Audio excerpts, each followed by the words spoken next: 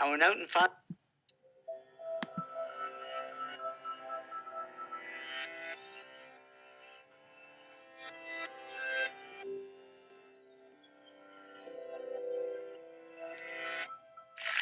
Now, my subject is success, so people sometimes call me a motivational speaker. But I want you to know right up front, I'm not a motivational speaker. I couldn't pass the height requirement. And I couldn't motivate anybody. My employees actually call me a demotivational speaker. What I try to be is an informational speaker. I went out and found out some information about success, and I'm just here to pass it on. And my story started over 10 years ago on a plane.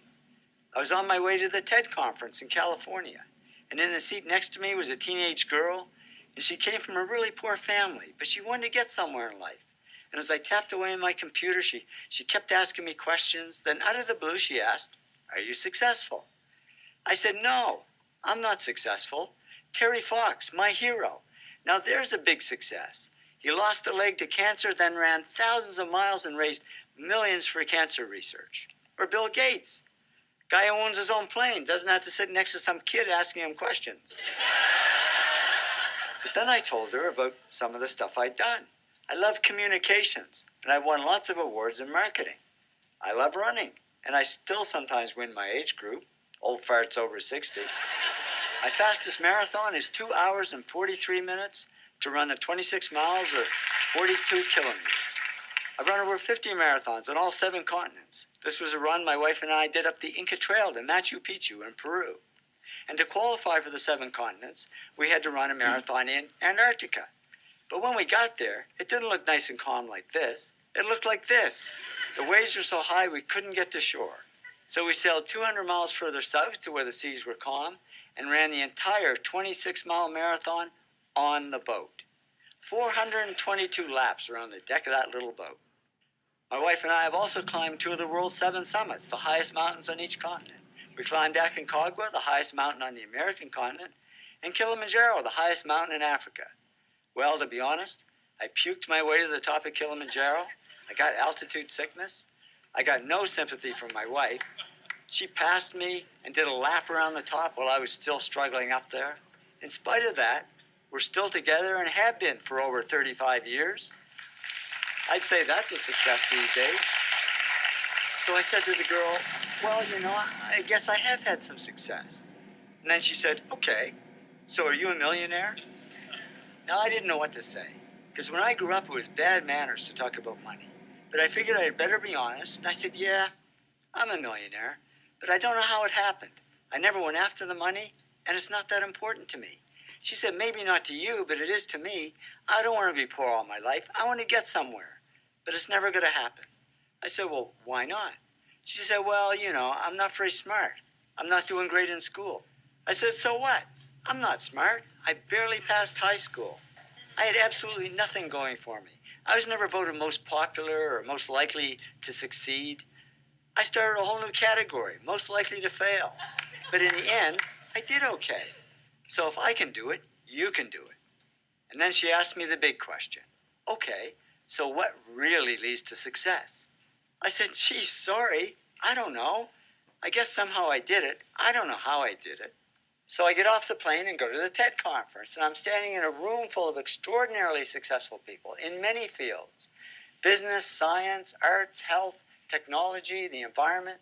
When it hit me, why don't I ask them what helped them succeed and find out what really leads to success for everyone?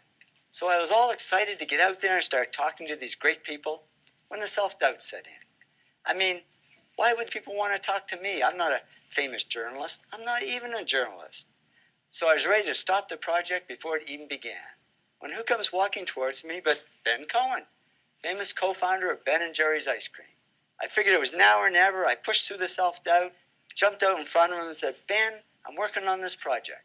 I don't even know what to ask you, but can you tell me what helped you succeed?" He said, "Yeah, sure, come on, let's go for a coffee." And over coffee and ice cream, Ben told me his story. Now here we are over 10 years later, and I've interviewed over 500 successful people face-to-face and collected thousands of other success stories. I wanted to find the common factors for success in all fields. So I had to interview people in careers ranging from A to Z. These are just the careers I interviewed, beginning with the letter A, and in most cases more than one person. I interviewed 6 successful accountants, 5 corporate auditors, 5 astronauts who had been into space, 4 actors who had won the Academy Award for Best Actor, 3 of the world's top astrophysicists, 6 of the world's leading architects, and oh yeah, 4 Nobel Prize winners. Yeah, I know, it doesn't start with A, but it's kind of cool. And I want to say a sincere thanks to all the great people that I've interviewed over the years. This really is their story. I'm just the messenger. The really big job was taking all the interviews and analyzing them word by word, line by line, and sorting them into all the factors that people said helped them succeed. And then you start to see the big factors that are common to most people's success. Altogether, I analyzed and sorted millions of words. Do you know how much work that is? That's all I do, day and night, sort and analyze. I'll tell you, if I ever get my hands on that kid on the plane, actually, if I do, I'll thank her, because I've never had so much fun and met so many interesting people. And now I can answer her question. I discovered the 8 traits successful people have in common, or the 8 to be great. Love what you do. Work really hard. Focus on one thing, not everything. Keep pushing yourself. Come up with good ideas. Keep improving yourself in what you do. Serve others something of value, because success isn't just about me, me, me. And persist, because there's no overnight success. Why did I pick these? Because when I added up all the comments in my interviews, more people said those 8 things helped them than anything else.